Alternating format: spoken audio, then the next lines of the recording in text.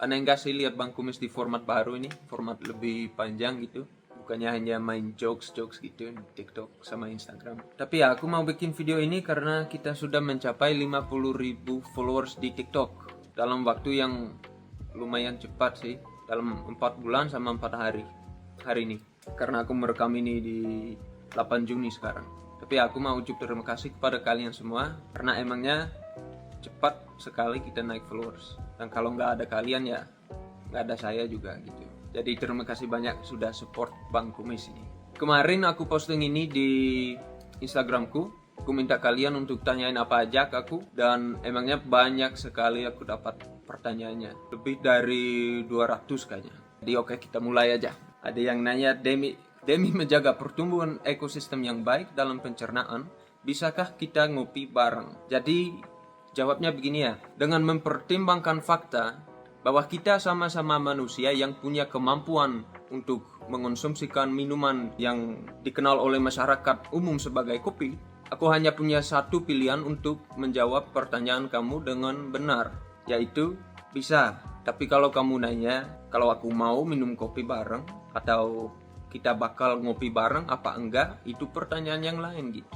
Bagaimana caranya kita mengingatkan orang yang bodoh tapi sok pinter? Ya, ini aku juga pengen tahu ini. Jadi kalau udah ada jawabnya, kasih tahu Bang Kumis. Ada yang nanya, maaf atas kelancangan diri ini. Saya ingin bertanya, sesungguhnya Tuan ini lahir dan besar di Indonesia. Nah, jujurnya aku besar di Belanda. Aku lahir di Belanda, terus aku pindah ke sini pas umur 18. Iya, Syarif nanya, punya keturunan dari Hindia Belanda kah, Bung?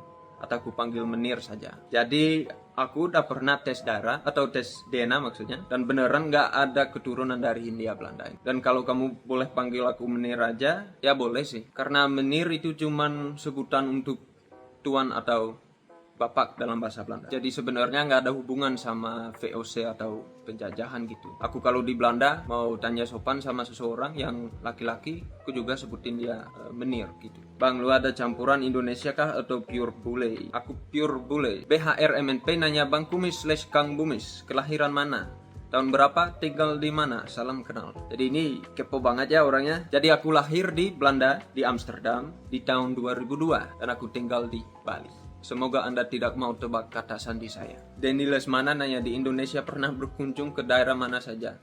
Sekali-kali buat vlog travel Indonesia.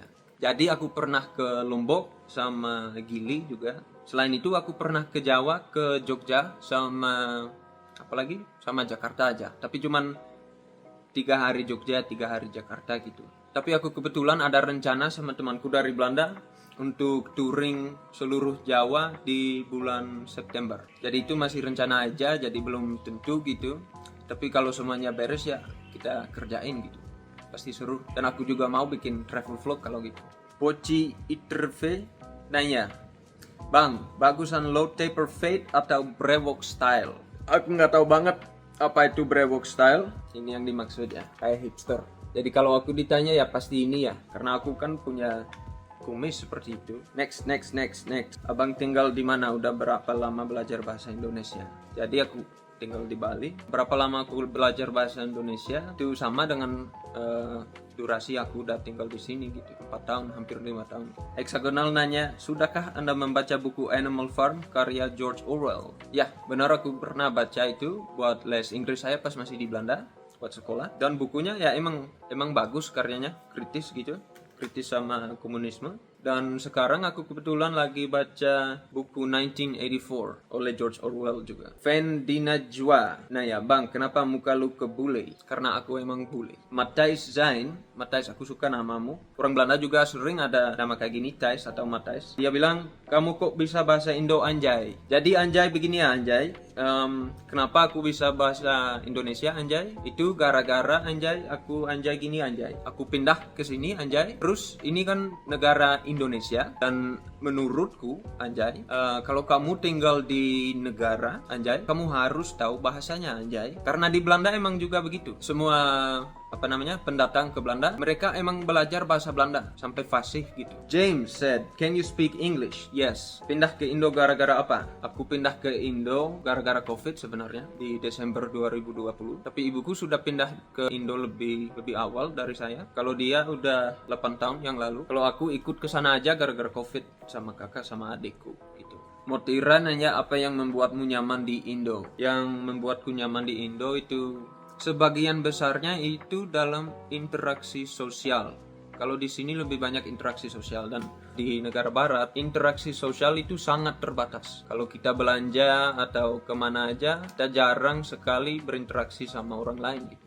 Dan aku juga mau bahas ini lebih dalam di video yang lain. Itu juga salah satu alasan kenapa aku menetap di sini. Sama dengan rasa kebebasan. Rasa kebebasan lebih aku merasa di sini dibandingkan Belanda. Bukan karena emangnya lebih bebas di sini, karena di sini pengaturannya lebih strict. Tapi kalau di Belanda kamu harus kayak fit inside the box gitu. Dan kalau kamu mau keluar dari boxnya, ya berarti kamu nggak masuk ke masyarakat. Kalau di sini aku nggak merasa kayak gitu sama sekali. Arab ganteng nanya, kamu pernah punya crush gak? Ya, emang pernah punya crush saya. Kenapa? Karena pernah punya pacar. Tapi aku ada cerita yang mungkin sedikit lucu. Pas aku masih baru di Indonesia, aku nonton film bernama Impetigore, disutradarai oleh Joko Anwar. Dan aku kena celebrity crush sama Tara Basro waktu itu. Sekarang udah enggak. Sando Bace nanya, masuk angin itu dia masuk lewat dari mana ya? Sebagai orang bule, aku juga nggak tahu banget. Dan aku juga pernah nanya ini di TikTok, tapi sampai sekarang aku nggak paham sama sekali. MHMMDNNTCC nanya, Jawa sebelah mana bang? Sebelah kanan. Sekanan itu sampai harus nyebrang ke pulau berikut, yaitu Bali. Oke, thank you. Pernah makan rujak soto khas Banyuwangi gak? Nggak pernah. Udah pernah makan sate babi Medan? Nggak pernah. Ki Ilila tanya, pernah gak sih? Oh, nggak pernah ya? Oke, makasih. Ya, kakak out sir, ada yang nanya, apa lawan kata dari house? Dan dari mana otak kita tahu kalau kita tidak tahu? Oke, lawan kata dari house, aku nggak tahu banget. Tapi kalau dipikirkan house itu apa? Kebutuhan minum. Mungkin kita bisa bilang bahwa puas itu lawan kata dari house. Pernah ke puncak Bogor gak bang? Belum pernah. Aku sebenarnya nggak terlalu suka sama puncak. Nggak terlalu suka naik gunung gitu. Karena aku kan besar di Belanda. Dan Belanda rata-rata ada di bawah laut. Di Belanda juga emangnya tanahnya rata sekali. Nggak ada gunung sama sekali. Jadi aku nggak pernah kepengen naik gunung atau naik gunung sampai puncak. Lingkuril nanya, lebih enak dipanggil Kakanda atau Mister nih? Terutama aku bukan orang Inggris, jadi aku sama Mister nggak ada hubungannya. Di negara Inggris sebenarnya nggak ada yang katain orang lain dengan Mister, biasanya Sir gitu. Mister itu udah lama nggak dipakai gitu. Tapi jangan dipanggil Sir juga, panggil aja Bang Kumis, Kang, Mas, Bli, apalagi ya, kakak juga boleh. RJ Akbar nanya gimana cara maintenance kumisnya. Untuk maintenance-nya nggak terlalu banyak sih, cuman trimming sedikit. Kalau udah melewati bibir aku potong biar di atas bibir gitu. Dan ininya dipotong juga kalau terlalu panjang. Tapi untuk stylingnya aku pakai wax, mustache wax. Tepatnya Ungarische Bartwische dari Jerman. Chongki nanya, hello Bang, have you tried Bargor? Yes, I have. I've tried Batagor outside of the Dutch embassy in Jakarta, and I was there to extend my passport during COVID because I couldn't do that in Bali, and the Batagor was good. So thank you very much. Z4 Civin nanya, asks, did you think that bahasa Indonesia is too melancholic?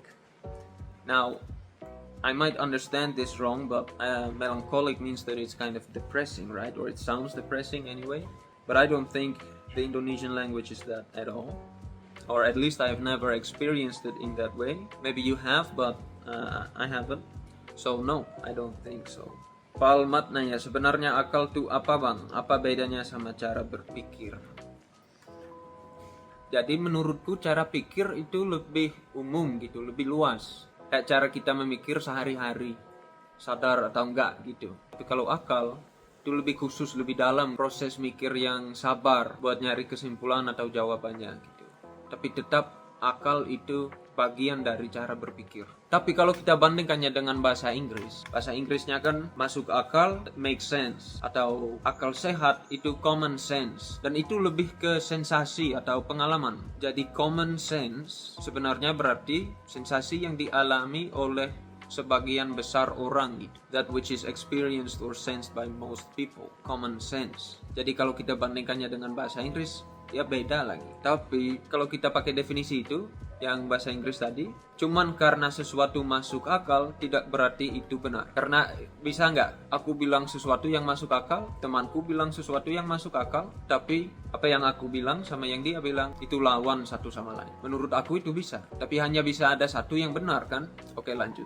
Anggit Saputra 99 nanya, "Bang, saya bingung mau nanya apa." Kalau kamu bingung mau nanya apa, saya juga bingung jawabnya. Twilight Gate sih bilang, "Ilyas make big yet lembe."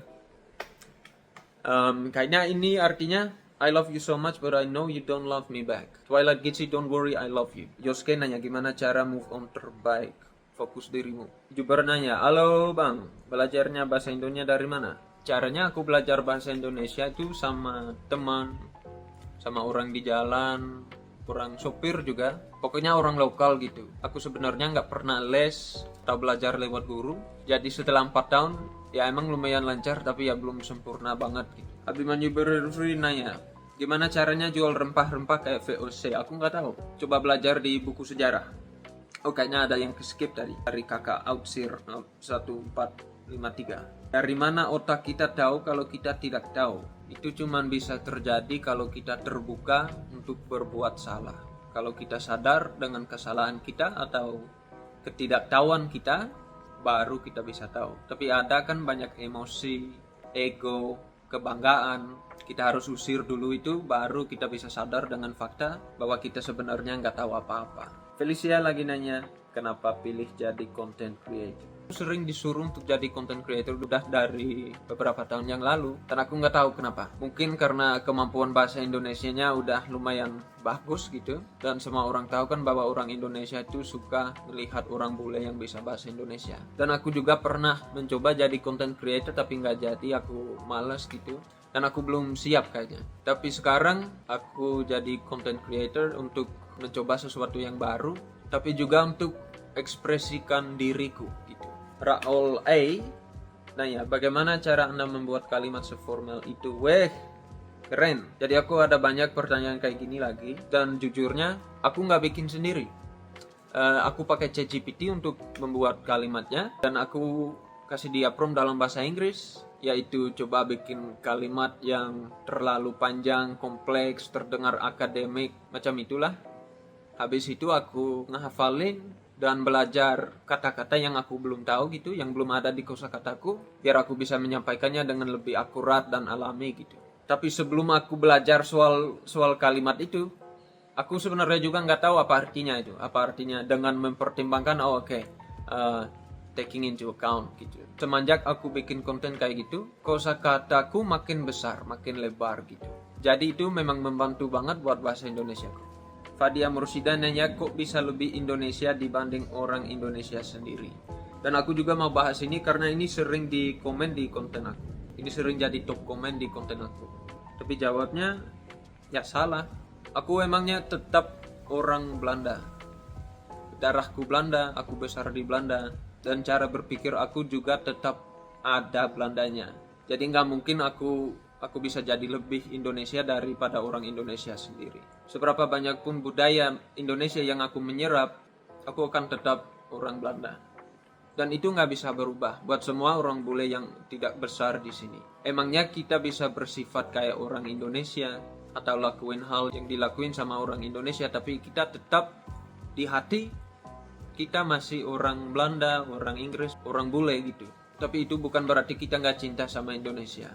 Kalau kita nggak cinta sama Indonesia, ya kita nggak akan tinggal di sini. Kita nggak akan menetap di sini. Jadi jangan salah kalian yang lebih Indonesia. Rumorus 5 mau tanya, kepikiran bikin konten kalimat formal dari mana? Aku dapat ide untuk bikin konten itu karena aku sering melihat konten bule yang aku suka nyebutin low effort bule content, atau konten bule yang kurang berusaha gitu. Ada satunya yang dimana ada orang pria bule yang katain, oh in Indonesia you don't say ouch that really hurts, you say aduh. Oke bro, tapi kita udah semua tahu fakta itu. Kita kan sudah tahu kita orang Indonesia gimana. Terus dia cuman bikin konten itu, atau bule, ada banyak bule lain yang cuman mau bikin konten untuk menarik perhatian orang Indonesia tanpa bawa sesuatu yang baru atau unik atau original gitu. Jadi aku ambil ide dia yang sebenarnya aku nggak suka sama sekali, dan aku mempolarisasikannya ke ide ini. Ambil format dia, tapi bikin kalimat yang sangat-sangat kompleks, akademik gitu. Tapi lucunya menurut aku, orang Indonesia tidak berbicara begitu sama sekali. Tapi yang aku suka dari konten itu menunjukin kemungkinannya ada untuk berbicara begitu. Kita nggak usah simpel-simpelkan semua kalimat kita atau cara ngomong kita. Dan aku emang suka meledek dan mempolarisasikan konten bule itu. Dan sebenarnya aku mau bahas konten bule lebih dalam sih. Karena aku sebenarnya itu nggak suka sama konten bule sama sekali. Padahal aku orang bule kan. Tapi mungkin justru karena itu. Kenapa aku nggak suka sama konten bule? Karena aku merasa bahwa orang bule sering dianggap seperti monyet di kebun binatang. Ini satu contohnya. Aku pernah lihat satu video di TikTok di mana ada seorang bule dari Belanda terlihat memegang uang tunai yang banyak, terus dia terluka di lengannya dan dia direkam sama ibunya bilang, oh kenapa orang bule, kenapa bule? Dia jawab dan terlihat sedih gitu. Dia bilang, oh saya pulang ke Belanda, ibu saya hampir meninggal. Tapi ibunya nggak respon, tidak merespon ke itu. Dia merekam terus dan dia nanya, oh kenapa itu lengannya? Kenapa terluka? Oh tadi ada, dia jawab, oh ada kecelakaan dengan motor atau jatuh dari motor gitu. Oh jatuh ya, oh jatuh, oh kasihan ini bule jatuh. Dan aku melihatnya sangat sangat sedih, sangat kasihan, sangat marah gitu. Kenapa ibu ini nggak sadar dengan keadaan orang bule ini yang tampaknya seperti teman dia? Karena di akun ibunya ada banyak video dari bule ini dan sepertinya mereka tinggal di tempat yang sama. Jadi itu cuma satu contoh. Dan juga aku nggak suka konten bule gara-gara itu. Biasanya cuma mau menarik perhatian orang Indonesia. Dan habis aku melihat ini, aku memutuskan untuk bikin konten yang tidak tergantung dengan status aku sebagai bule gitu. Jadi aku nggak mau kenal hanya karena aku orang bule. Sebagian besar dari konten kreator bule, mereka tidak membawa sesuatu yang baru atau orisinal. Dan itu juga yang aku mau tunjukin dengan kontenku. Emangnya aku juga mau menarik perhatian kalian, tapi dengan cara yang unik, dan aku mau membawa sesuatu yang baru demi ekspresikan diri. Jadi itu kata-kata saya hari ini. Jadi makasih sudah menonton. Jangan lupa subscribe di bawah ya. Jangan lupa kasih like di video. Dan semoga kalian terhibur. Aku bakal posting banyak video lagi, video yang lebih serius, yang lagi ngomong soal topik yang lebih serius juga. Jadi semoga kalian tertarik dengan itu. Ya, dadah.